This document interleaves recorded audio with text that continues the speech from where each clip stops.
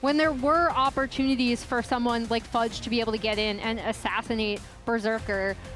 So from Shopify, I know they've been internally talking about how they want to reel in some of their aggressive tendencies while still letting others, like, you know, be there. I think that's a really difficult balance to strike, but I'd like to see them be more aggressive when they are in a winning position, right? When they have the vision, when they have the setup. Yep, and I mean, it's kind of, there's two parts to all of it, right? You know, there is the ability to say, Fudge, you know, you died multiple times without flashing charm, but the other side of that is, damn, Saint had really good angles, you know, was coming from fog, charm flashes, playing around vision. So, you know, LYON is making it look hard for their opponents because of those good angles that they're coming from. And Orianna is banned, but Nocturne is taken.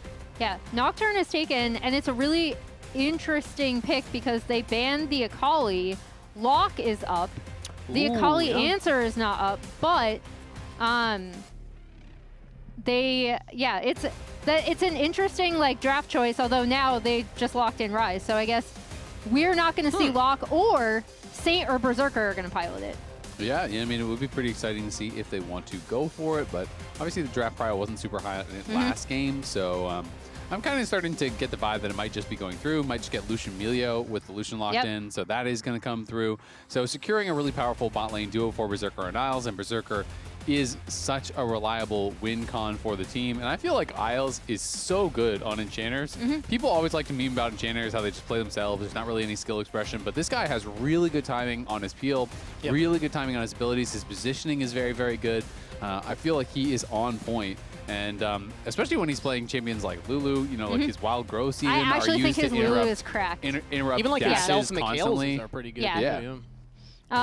We see the Nautilus locked in for Zeyzal, another pick that he's going to want to get out and roam on the map, as opposed to dealing with this really oppressive Lucian Milio. I was wondering if Shopify might opt into something like the Cog Lulu or kind of answers in lane that we've seen, but they're going to, as it looks like from here anyway, try to keep Zeyzal detached and moving around the map. I'm going to be really interested to see what they want to actually go for here. You know, does LYON ban out mages, like mage pairings with the Nautilus? Because if the Nautilus wants to roam, you have to have something that's self-sufficient, you know, in that 1v2, because you cannot be roaming if your bot laner is just getting dove on repeat, right? So that is something that they have to really think about. So when I think about some of the safe pairings, you know, there are things like, you know, if you want to go wave clear heavy, you can go towards some of those mages. You can play things like Victor bot or even like Syndra bot, which can be pretty effective at just kind of clearing waves and staying safe. Volibear ban is very interesting and does feel like a nod towards top lane. So I'm kind of thinking like, what would Dhokla be playing that he's scared of Volibear? And that makes me think of like Ambessa, for example. So maybe he's trying to open the door for Ambessa, and Fudge has been playing some Volley. And there is that Syndra ban, so it's actually going to be Shopify banning it out here for mid lane. Obviously, it is a pretty good answer into Ryze. They had hovered the Victor earlier. They didn't lock it in. They locked the Nautilus instead. So LYON still have one opportunity to at least ban out that mage. Let's see if they opt for it. And maybe they're not concerned about it at all, right? You know, maybe it's not going to be an issue for them. But, you know, when I think about what Nautilus wants to do, he really does not want to play the 2v2. He generally wants to roam. So, you know, I think about trying to force Bvoy onto a champion that we can punish. Yeah, I think unless the ban comes through here, it's... There's Victor. Yeah, there we go. I was going to say, because they had hovered the Victor previously too, then locked in the Nautilus, and you're not supposed to pay attention to hovers, but I did think it would have been a good pick, right? For all of the reasons. Also, historically, NA Lucians have not done great into Victors, so... Berserker's a very good Lucian. Look, I trust Berserker. So is I trust Berserker, Isles, Lucians Lucian, are on the Milio. up and up. Okay, there we go. You know, Lucian, it's an old meme. It no longer checks out for the region. Okay. Is NAJ still a meme? No. Actually, I think that's done as well. MF Nautilus is another response that I remember seeing a ton of in LPL specifically when Lucian Milio became super, super oppressive and kind of the super high prio pick. And that is what Shopify will be going for, and then saving that counter pick for top lane. Alternatively, they could always flex Ryze into the top lane as well if they really wanted to. But does this match the expectation of allowing the Nautilus to roam around then? Because when I think Misfortune, it's low mobility. It's like you can use your ult to wave clear, but it's not that same level of like a mage that can just delete a wave, right? No, you definitely can't delete a wave, but you can get prio in a lot of these matchups. MF has a really strong early lane, so sometimes getting push is enough. I really like this Olaf Annie as their last two with the pairing alongside Nocturne, because Nocturne turns off the lights and all of a sudden Annie's flashing over a wall, stunning you up. Olaf is ghosted and ulting in on you. And that is pretty crazy, but this is a blind Olaf, right? So that is the other side of that. You know, he's kind of saying, you know what, you can't punish me. Volibear was what I was worried about. I'm not worried about anything else. It is going to be Jax, which is a great answer into the Olaf, because it's, he can ult out of your Counter-Strike, but you just leave the Counter-Strike running. You actually can't auto-use them. You never early Counter-Strike. You just pop that, and between that and your ult, all the resistances you're getting, it is very difficult for Olaf to actually burst down the Jax because you are so auto-attack based. So you do have really good answers as far as that is concerned. Obviously, you're going to be able to Counter-Strike block autos from Lucian, from the Nocturne as well. So Jax is going to be quite resilient in that. But that being said, you do have the Nocturne in your back pocket. So, you know, it can be difficult if you're getting jumped on and kind of being put behind. Yeah, and this is the first pick where we did call out some of Armao's like J4 ults in terms of being really, really good in the way that they like separated out priority targets.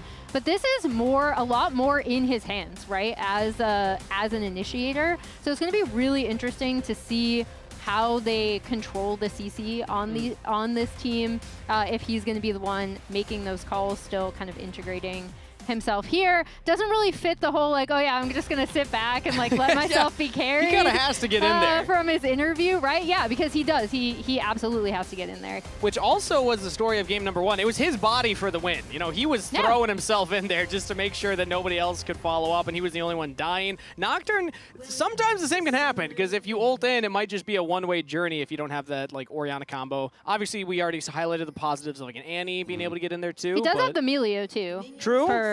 For healing and shielding, right? All right, let's guess right now. Over under. Armao 5 deaths. Thinking more or 5.5. Let's go 5.5. Under. Easy under. Under? Okay. Yeah, easy under. All right. I don't think the pace of the game is going to be fast enough that he's going to even have a chance to get that many deaths. Yeah, I also they have been playing fast games last week. You see a world win or lose. Last game. Yeah. Last game was a return omit to those stats. You know, we have a graphic for last week's stats. We don't have a graphic for this week's stats. That's called designing stats to suit your own personal narrative. Yeah, isn't that our job? Which we are not supposed to do. Well, yeah, or alternatively, it's all of our job. Emily's like, we're not supposed to do that, and Kangas is like, isn't that our job? I got a different memo. Look, I'm trying to be honest. Yeah, you were a journalist first now, year. As the nice real little question, though, this is the question. As a journalist, always you have to ask the hard questions. Okay. Should they just keep Armao? 100% win rate, 3-0. Look at a that, paltry Azael. 63% win rate with Inspired. The stats that are not specious at all. Tell me. Inspired shaking in his boots.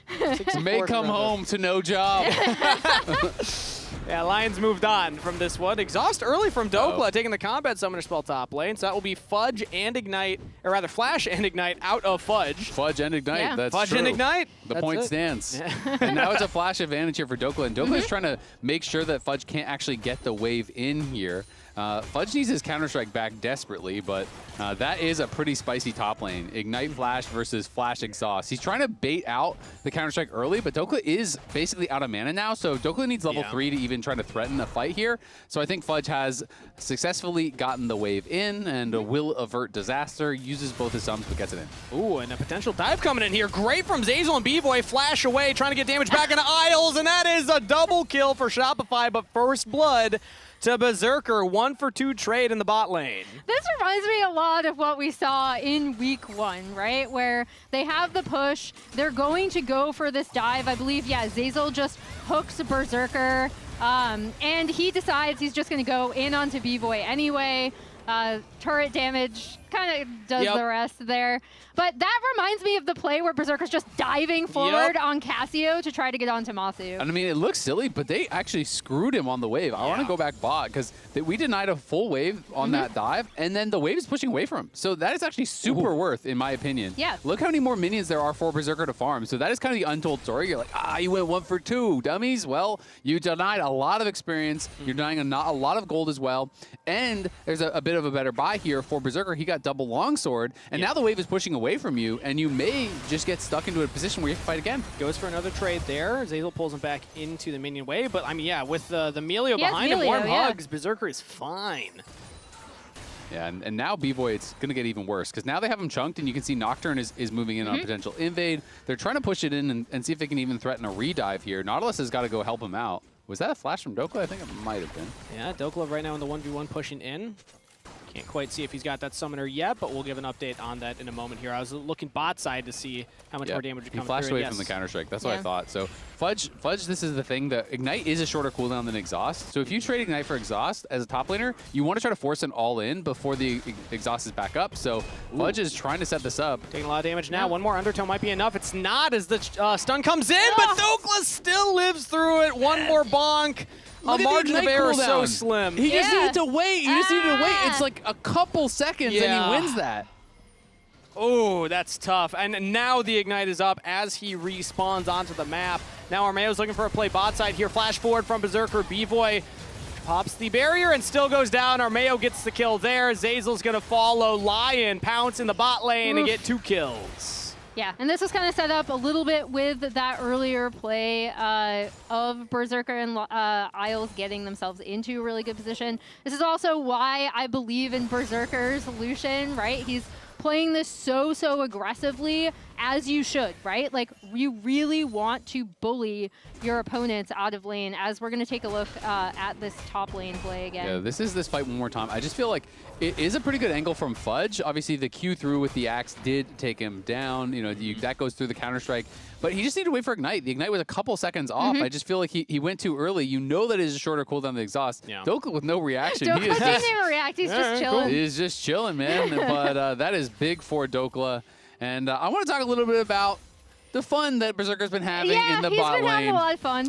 But Dad's coming home soon, and the fun might be over. So these kind of shenanigans, Inspire might be... He's got to get it in. Exactly. Inspire's got the belt ready. You need to get diving. You need to get your Jace picks in. You need to do some inting because Inspired's going to be having none of it. Well, Berserker's looking for more of it right now as he's chasing forward and will find another kill. Oh my god. Isles keeping his AD carry alive forever as that Undertow not going to land. Berserker's just going to go back forward. Zeyzal goes down. That's a double kill to Berserker. That is beautifully played there by the Lion bot lane, and now it is a big CS lead. It is 4 kills to 1, and Berserker already 1,000 gold ahead here at 6 minutes. The real story, Armao about to go to 4-0. Yeah, you know what? Maybe we just let Berserker take over the team. Berserker's now the mastermind. Yeah. Berserker's like, I like this jungler. He doesn't tell me to do anything. Berserker's that Toy Story meme where he's dropping the toy down. He's like, I'm not playing with you, Inspired. I got a new jungler. He comes down and ganks his level 4 Nocturne. I like that. Top lane right now, we see Contractz fighting against Dhokla. Pops a Ragnarok, but he's in a 1v3. Shopify surely have the damage this time around, but Dhokla makes it a 1-for-1. Not too shabby from Big Doke. That is crazy. For a second there, I thought he might have actually had the damage to survive and kill off Contractz, but does get taken down. But in a 1v3 with no flash, he just got a kill. And Lion are laughing because they're taking the Dragon on the other side. They're already dominating in the bot lane. And Dhokla soaks all that pressure and comes up with the kill. And this was the lane that they had picked to try to get ahead, right? Like, this is the lane that Shopify really wanted to have counter pick. The ult comes down, Zinie just shows up here. And then, yeah, he just does so much damage. Sheesh. Yep, I mean, that is pretty crazy. He put quite a bit of damage into Contractz at the start, obviously. Rainover's also laughing. The coach cams tell 2 very different stories. He thought he could get the second. Man, he really wished. He thought he had more, and Shopify will punish him this time around, so they finally get a kill on the Big Dokes. Dhokla there saying Fudge, the top laner that he's playing against. Exactly. And that's, I think, because, you know, they sent Bvoy up here, right? Because he's just like, look, I can't. This Lucian is murdering me. But yeah, getting a little bit back for Shopify in this top lane. But, I mean, Lion are still in such a great position. Having this accelerated Lucian, it's another really easy early Drake take. And that is what ended up killing Shopify, was they weren't able to push their advantages into a lot of objective gets in the early to mid game when they did have advantages. And Little first paranoia of the game, and it's set up by Saint. Flashes in for the stun. Rather just walks up, drops the Tibbers down. Either way, it's a kill over to Isles for LYON as they make the play happen mid lane. That was beautifully done, and I was wondering, okay, I want to see Armao's first ult, how comfortable he is initiating with the team. Super well set up by Saint, immediately gets the stun down, combo with the Nocturne, immediately is able to rotate onto the Grubs. LYON are just taking over the entire early game. And Saint, you know, I talk about, I have rarely seen individual gold advantages that big. That was the 3rd highest in LCS history for mid laners. Yes. Wow. Did you hear who he's behind? No, who is he They behind? said it was Bjergsen, and wait for it, a Blaze Olive were the two Wow, others with the okay. higher individual gold leads. Yeah, that is pretty crazy. I wonder what they were playing, you know, if it was something that was like fake gold, like TF or something like that. Or maybe like the back in the jungle funnel meta when mid laners would go like yeah. Taric or something. That you one know? doesn't count. No.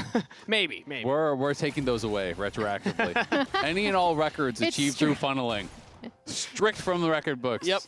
Well, you know, Emily, you were talking about how they couldn't take advantage of the edges that they had in Game 1 for Shopify. Good news for them.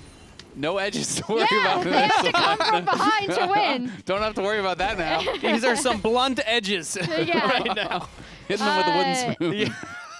On the flip side of that, you do have a Lucian that's up 1K over your MF And with he died has 3 times. some pretty good items. You look over at the other side and you see steel caps and some scraps that will eventually become a BT, but it's an early Essence Reaver. He's already working towards the second item. Berserker is monster fed, and you're playing with an Enchanter, so it's very easy to utilize that lead to play more aggressively because of all of the help that is going to be behind him there from Isles. Yeah, you got your plated steel caps in your support, essentially, with the shields coming in, the healing coming in as well. But I will say, Zeyzal said it himself. We said it already. It's going to be a jungle diff game. Hey, look at that. Contractz. That's 90 gold lead in the jungle. Just got to point it out. That is true. Saying However, there's a chance. You're not wrong. Look, my eyes see numbers on the screen. My mouth repeats the numbers. Yeah, you can read them out. I can read. I would argue Uh-huh. that Armao actually has had a little bit more of an impact with his bot lane gank. Okay. That's kind of messed up. And his Why would really you argue good that? My feelings. After ultimate Kangas just mid tried his absolute after best. the setup. I mean, we're all about using statistics in our favor, aren't we? True. To support our own narrative. You know what? I support this. If we're doing that, Yeah. So you've caved, you've Emily. turned me into a Emily demon. has changed. Yeah, no, this is a win Her either way for me. journalistic This is a win integrity. for It me only either took way. one Yeah. Out cast the with window, Kangas. guys. One It's cast with dead. Kangas. She no longer cares. It has nothing to do with the fact that her stats are also enforcing That's the correct just the power of narrative. Kangas. Nothing Power to do of with the that. Kangas. Yep, the Kangle. It calls to us all. The Kangas angle. Yep. Usually that's when that's what I my was going friends to say, call it is when I this some sort Pantheon of crazy ult support play? Yeah. into the Baron solo while the enemy's taking it. If you're my support, I'm murdering you for that. Oh, it's a good thing we've never played League together. You want to play sometime? Sure. Been playing a lot of Classic lately. Pantheon support, let me tell you, not as good in League Classic, but Yeah, now that I can it's play neither again, here nor my there. hand's no longer broken. I feel free. Ooh, You know? unleashed. Solo Q will never be the same. LYON right now pushing in on the bottom lane here, trying to siege his turret, and I think that they might just have it.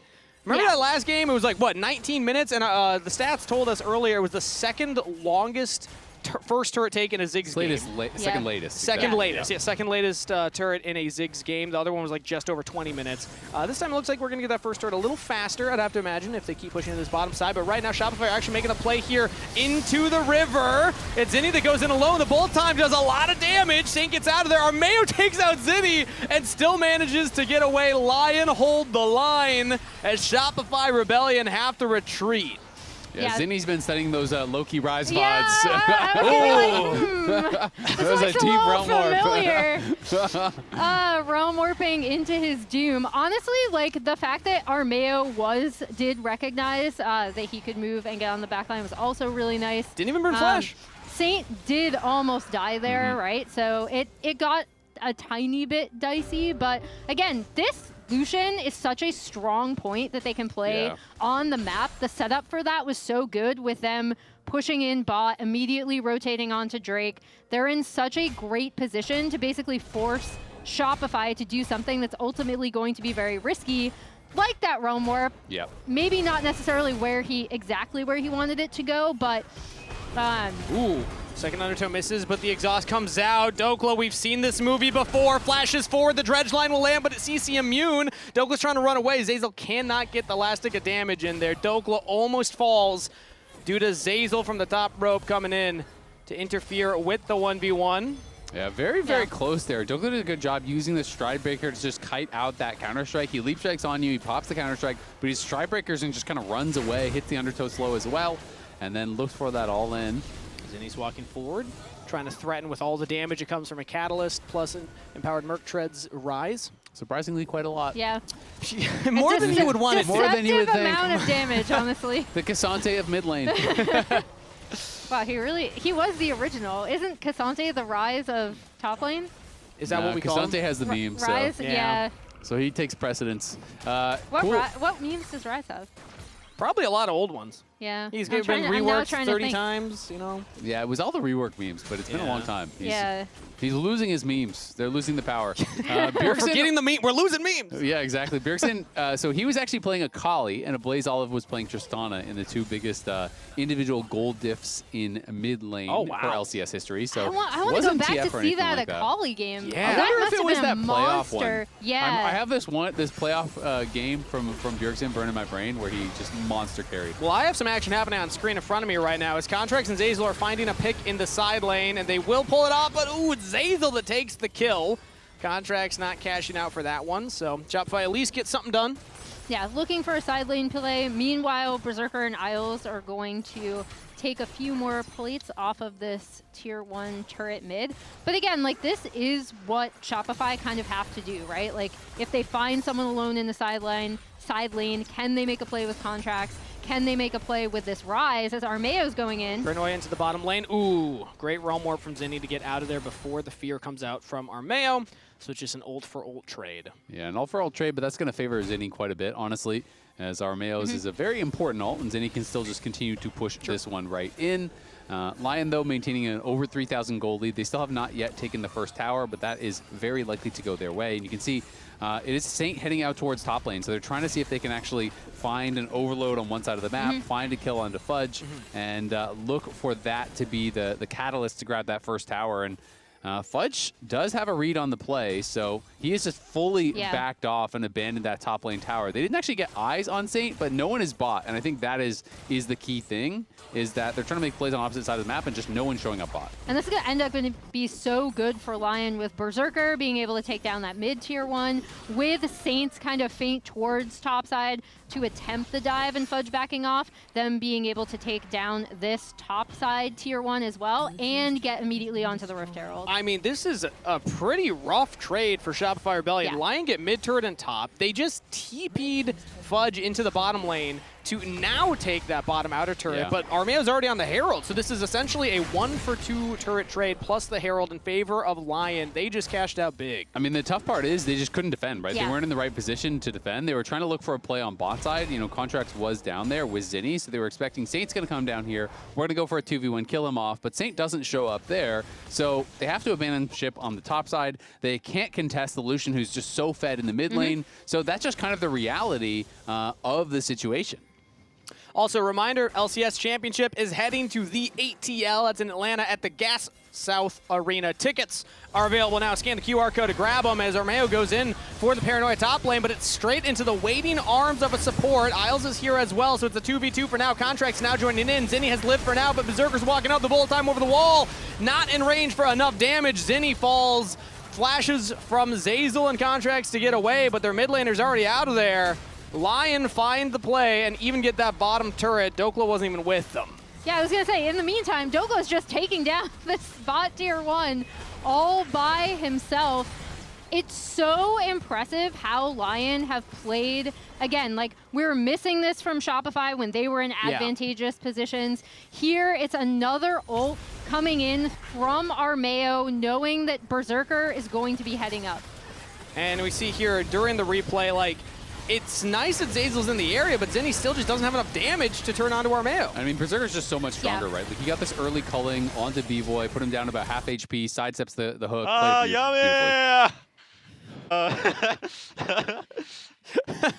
All right, now we're getting some fun reactions from Dhokla. Now he's ready to have some fun on the Rift. Also want to point out, Azael, you were mentioning last time you've never seen a mid lane, gold differential that strong, and Rarely, it was the third highest. sure. Rarely it happens. What about AD carry right now? Berserker's 3K ahead, and Bvoy hasn't even finished your little side quest here. He's not even getting as much gold on the minions. 3K you see from time to time. You see it actually pretty frequently. Okay, fair enough. But the bigger thing is a lot of lopsided AD carry got some bad games. news for you, buddy. Yeah. I've never seen an AD carry not have the role quest completed at 19 minutes, and I think we're gonna get there. I'm gonna guarantee you this isn't even in the top 100 AD carry deficits. What about got some bad news for you? You're breaking Kangas' little heart. I am. No, you don't even have the stats for this one. This is just your gut telling you the this. quest is just sad. And also in that fight, you do see how difficult it is to set up for this MF because she's so far behind, right? Like, when you're picking the MF to try to be able to contest this 2v2, you ideally want to be able to maintain push Ideally against, don't get 2v2 against kills the right at the Lucian beginning of the Milio. game. That didn't happen. They tried to rotate her in a different lane to try to catch up. That's easily matched. In these team fights, there's really little opportunity for her to get set up for a really good ult. And even then, she just does not have the damage that's coming out of this Lucian. Yeah, absolutely. And I mean, Dhokla has not had to move for these fights because Shopify are so far behind. They're going to look for Berserker now, though. Another Paranoid comes out. Shopify trying to get into the pit. They have their AD carry there to try and get forward to get some damage down. Fudge is almost out of their Bvoy, flashes the wall. Berserker still unleashed. He gets one. Can he get the second one? There it is. Will eventually fall to Contractz. Big shutdown there. But a double kill first means that LYON have already just sealed the fight. 4 members to 2. They push back Shopify and get the dragon. Pretty good angle, though, honestly, from Shopify. They got to go for something. They know they are just bleeding out in this game. They're losing all their camps. They're losing all the objectives. So they do get on the Berserker. They do take him down. Dhokla maybe in a little trouble, but I think he should be fine. Oh, can he actually chase him down here? No Ragnarok, no Flash, but Armao's nearby. Also, Dragon definitely not coming up here for another 245. It just seemed like because we were in the pit, something else had happened right there. But either way, LYON find a big cash out. 7K gold lead for themselves. Let's get another look at the replay there. Yeah, and I mean, this is just an angle for Berserker. They're grouping up. They know they basically can't do anything except force fights, right? You are 5 members strong here. You're just trying to overload one side, trying to get in onto Berserker. But Berserker does a good job of delaying things, dashing over the wall. And Dhokla is just running through the team. Yes, they eventually do get Berserker, but they've gotten stomped on the other side. Where's my Milio? Where's my Milio? He flashed. He followed, man. He's trying his best over there. Well, Isles flashed out first. Yeah, he was. Isles was chased out of the fight a bit. Up. No, Dhokla right now, straight back to live, and they just run him down. Bvoy's out of there.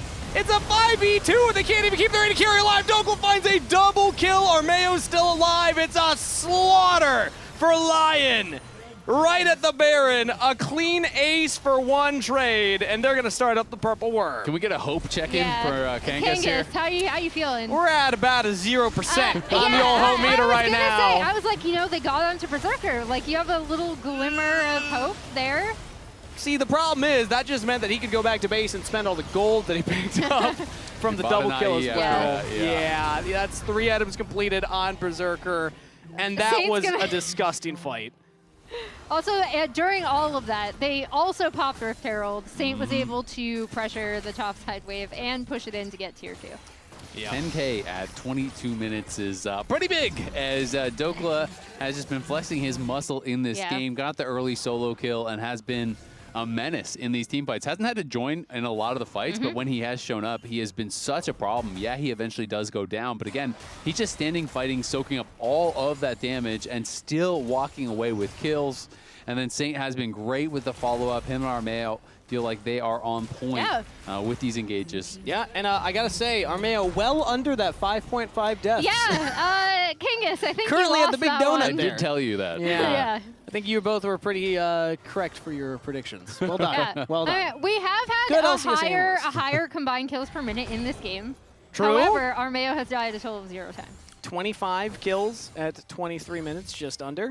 We're back. We're so back. We're so back. Week 1 LYON. Yeah. I mean, that game number 1 for today was much slower, but last week we saw some high-octane gameplay already in this game, too. At the start, we could tell it was going to happen again when Berserker and Isles dove Bvoy and Zeyzal for that early play. Berserker has not really let up since then. As the Dragon is spawning now, that is Soul for LYON, and I do not see a world where Shopify can contest. They're not even going to leave their tier 2 turret lines. As look at also the total has as gold. much gold as Fudge. Wow. Oh, that's not ideal. That is definitely not ideal. Fudge got the counter pick. There you go. Yeah. Unfortunate, as Dragon Soul is I claimed. was waiting for you to follow No, up no, on I just that. wanted to point it out. No, Just no. wanted to unfortunate. remind All right, everybody. Okay. That's accurate. Yeah. Yeah. It's not great. Sometimes you just make statements. I do want to point out, I have really enjoyed the synergy between Armao and Saint. I think Armao has had, like, pretty quietly a really good Nocturne game. Again, I was wondering what would happen as Big Bvoy Coin comes in, Zeyzal flashes away, just tries to keep his AD carry alive and will give up his life in the process. And he can't even accomplish the mission. Dhokla just runs past everybody, chases down the AD carry. That is a rampage for Saint. This is the end of the game. LYON slaughter Shopify Rebellion in their own base. It's only one member left alive. In the battle of who wins between the junglers, Contractz will have to watch as his team falls around him, and the minions will march into the turrets. LYON with the Baron-empowered wave will make quick work of Shopify Rebellion. The Kings of the Jungle quell the rebellion. LYON take the series 2-0 against Shopify, as they'll even take down Contractz and Zeyzal to boot. GG, LYON 2-0. I gotta say, LYON are looking so good. Even without Inspired, I thought they were gonna have a slow start. I thought they were gonna have the MSI hangover, drop a series or two without Inspired, then lock in and be probably the top team. But they are just showing it doesn't matter. Inspired, no Inspired, we are the top of the table right now. We are the team to beat. Yeah, and I've loved watching their game plans, right? Because they're so thoughtful of playing around the points of pressure that they do get on the map while allowing their carries to run wild, right? Like Saint and Berserker both had insane pop-off moments in these games, and Armao has slotted in really well to this roster. He's working really well with the rest of the team. They seemed more than ready to kind of guide him through this, and it looks like we're going to be hearing from Saint on the lounge. We'll throw it over to them. Woo! Absolutely correct. You're going to be hearing from me and Raz. No Kobe, though. No Kobe. He wanted no part of this. He didn't even want to talk to Saint. No, he didn't. Messed up. Weird. I'm going to have to ask him afterwards. Yep. He's got beef with Saint. Either way, Raz, that game 2, really one-sided. Extremely messy one-sided. game 1, incredibly